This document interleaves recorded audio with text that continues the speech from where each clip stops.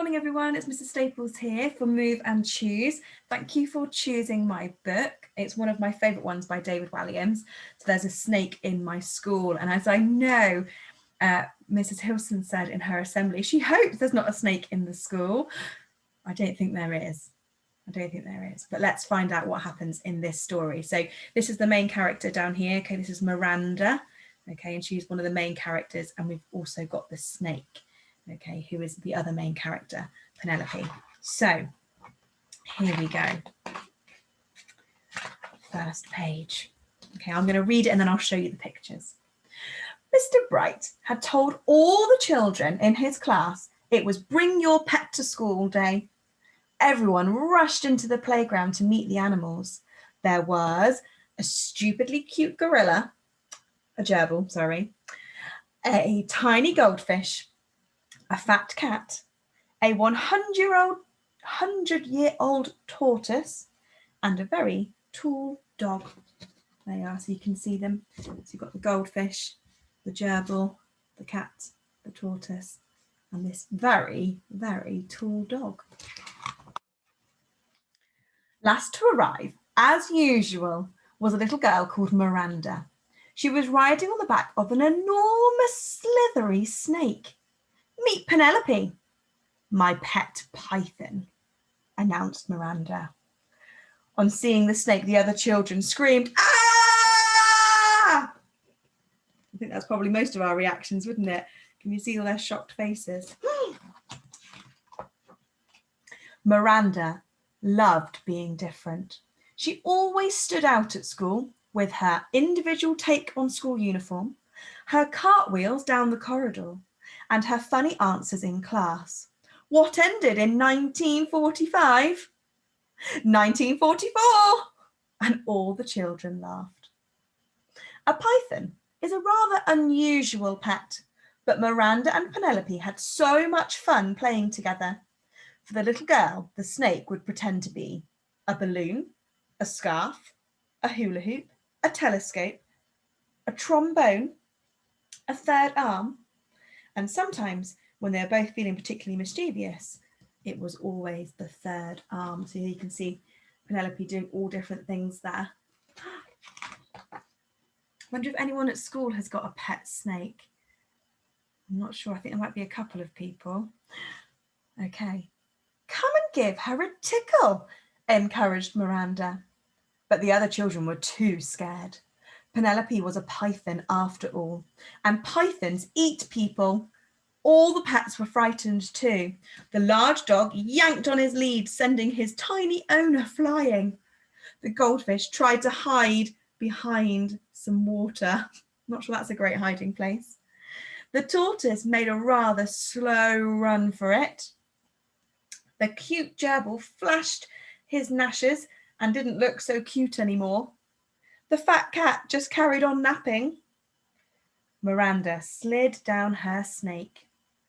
The little girl tickled her python under the chin, and the snake smiled. See, she's really friendly. Do you think you would go and tickle a snake if you were asked to? If your friend was Miranda, do you think you'd tickle the snake? I'm not sure I would. I'm not sure. Soon, everyone was gathered around to marvel at Penelope. The python loved the attention and made a climbing frame for the children to climb on, steps for them to step up, and a fireman's pole for them to slide down. And Penelope even helped the children with their numbers, although she could only go up to 9. 1 add 8 is 9. This was turning into the best day of school ever. But then,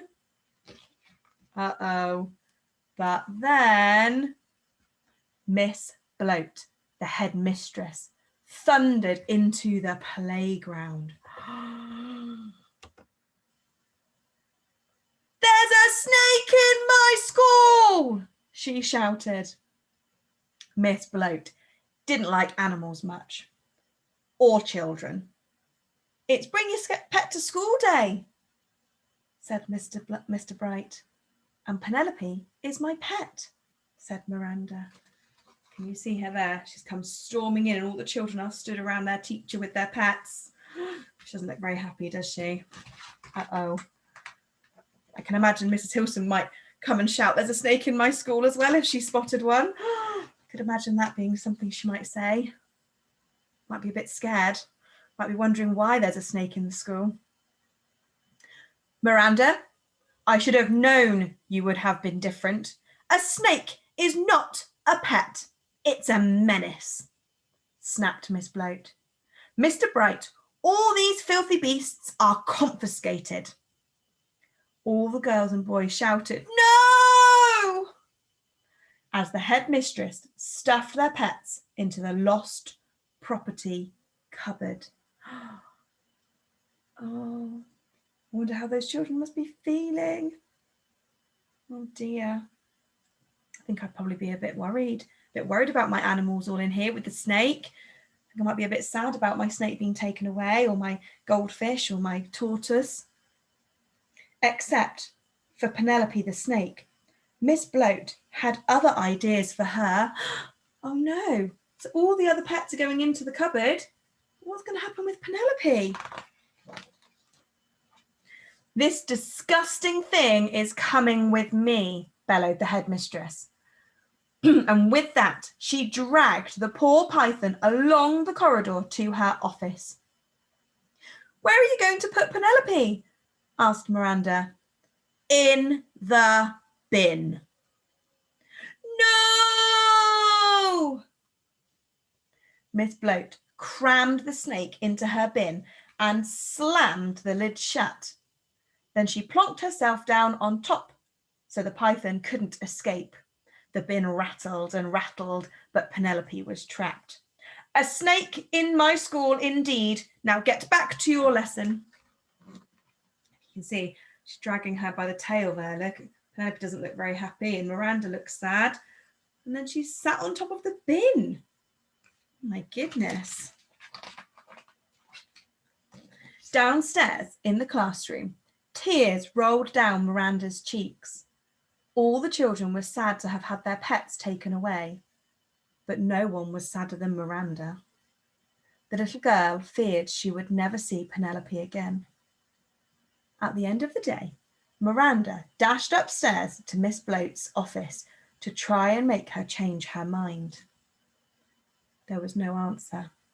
So slowly, Miranda pushed open the door, only to see... What's going to have happened? The headmistress was sat on top of the bin with Penelope in it. There was no answer. And now she's gone inside. What's she going to say? I was not expecting that. Penelope was sitting in the headmistress's chair. Miranda ran towards her pet and gave her the most humongous hug. Miss Bloat was nowhere to be seen, so the girl grabbed the key to the desk from the desk, ran to the lost property cupboard as fast as she could and unlocked it, and the animals were overjoyed to be free. Can you see them all sort of just flying out of the cupboard? Oh no, look, the goldfish is coming out. Oh dear. Hopefully that makes everyone okay. Whoosh! Then Miranda and all the pets slid down Penelope's back into the playground. "Hooray!" shouted the children. Penelope entertained everybody again. She made a seesaw for them to seesaw on, a swing for them to swing on, a wheel for them to roll on, and a skipping rope to skip with. Penelope even helped some of the younger children with their alphabet, although it was quite hard to do the X. She's done a good go though, hasn't she? As for Miss Bloat, she had completely disappeared. So Mr. Bright was made headmaster. Now the children were allowed to bring in all of their favourite animals whenever they wanted. The school became home to every sort of fantastic creature. An ostrich, a giraffe, a tiger, a gorilla, an elephant, and even a colony of penguins, a kangaroo and a crocodile, and a grizzly bear. There you go, you can see all the different ones here. You've got your ostrich and your giraffe. You've got your colony of penguins down here and your grizzly bear. Imagine if that's what your classrooms look like at school. Oh my goodness, we'd be very distracted, wouldn't we? But the star attraction was always Penelope.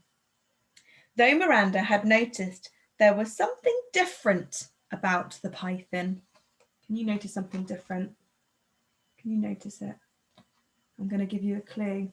Have a look at the face. I don't think that's what she looked like at the beginning. There was a bulge, a big bulge in the snake's tummy, a bulge in the shape of Miss Bloat. But the little girl thought it was best to not say anything. So I wonder what Penelope had done. I wonder what she had done with the headmistress. But that's one of my favourite books from David Walliams. He's also got other ones, and in the back here he's got the different ones. There's a slightly annoying elephant, the bear who went boo, and this one here, the first hippo on the moon, and they're all fantastic books too. So some other recommends there. But I hope you enjoyed that this morning, and hopefully you'll choose my book again for Move and Choose. I've got lots of different ones I'd love to share with you, and I know that all the teachers have been selecting different ones too. And I know that just this year alone, we've chosen over 100 different books, and hopefully we'll be able to share those with you soon. So I hope you enjoyed it. There's a Snake in My School by David Walliams. Take care, everyone.